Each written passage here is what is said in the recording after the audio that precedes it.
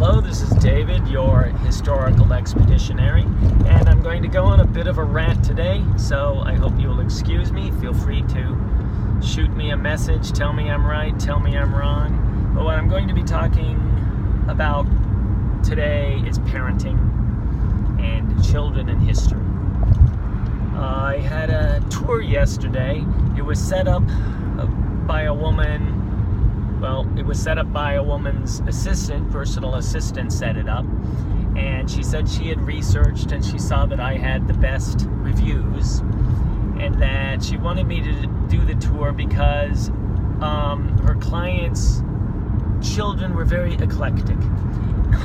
What she said specifically was the client had an 8-year-old who you had to be very cognizant of the child's interest level, because there might be things that weren't interesting to them, and you have to move on from that in that circumstance. So, okay. So, in other words, if the kid's not into the Declaration of Independence, we chuck that, or slavery, not an interest to the 8-year-old, then we delete slavery from the presentation, and we make sure that we're able to adapt to this 8-year-old's needs of the moment.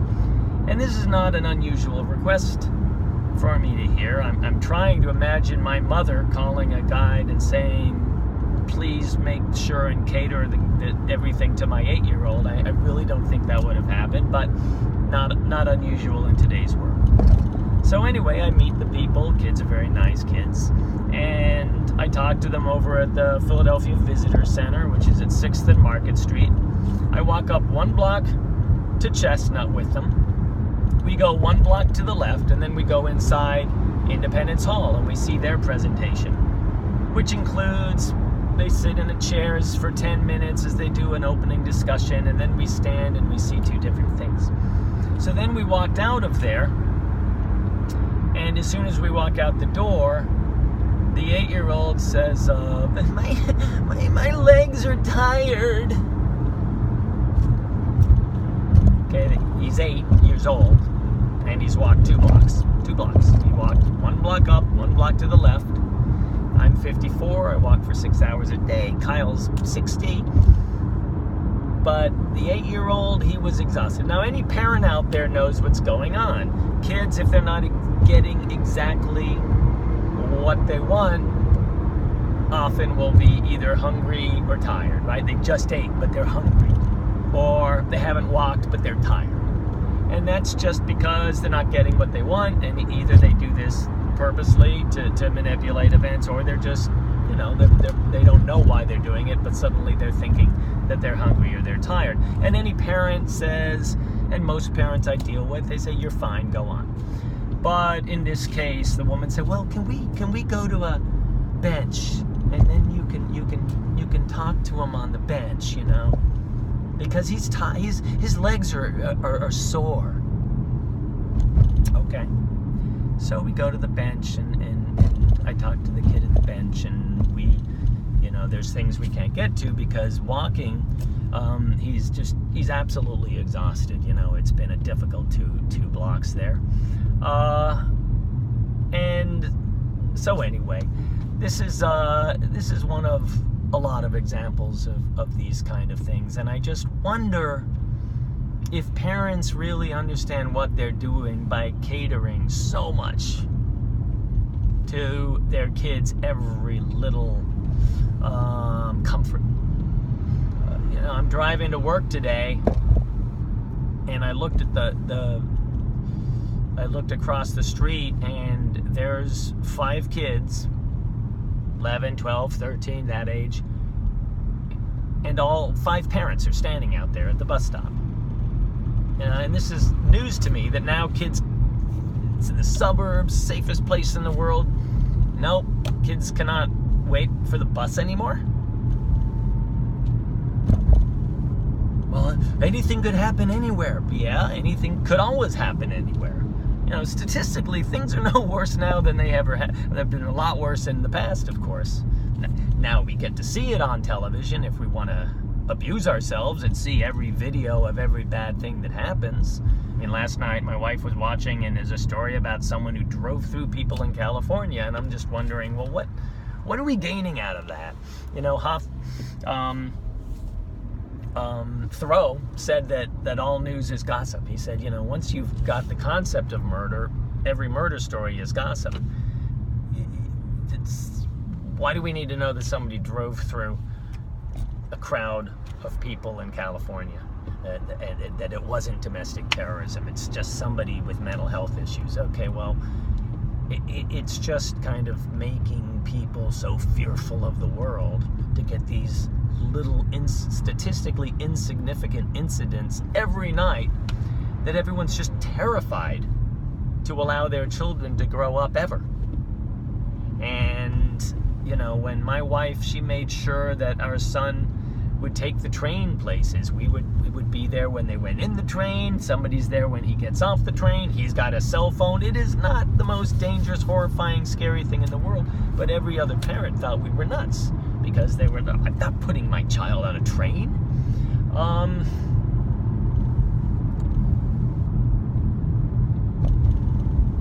A couple weeks ago, this woman tells me, you know, my kid, he wants to go to a restaurant where the people are dressed in colonial gear and everything. And I said, well, you're in luck. We have such a place. We have just such a restaurant, City Tavern, world famous.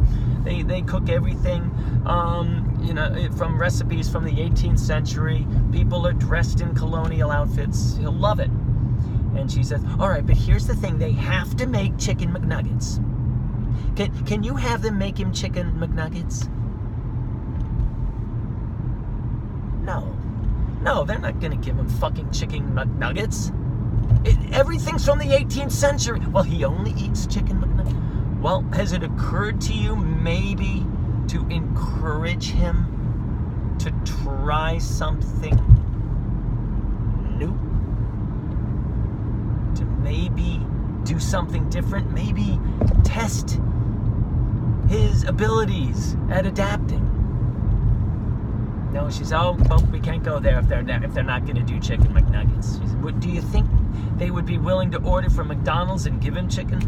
Come on, Pete. What is going on with you? What is going on with parenting?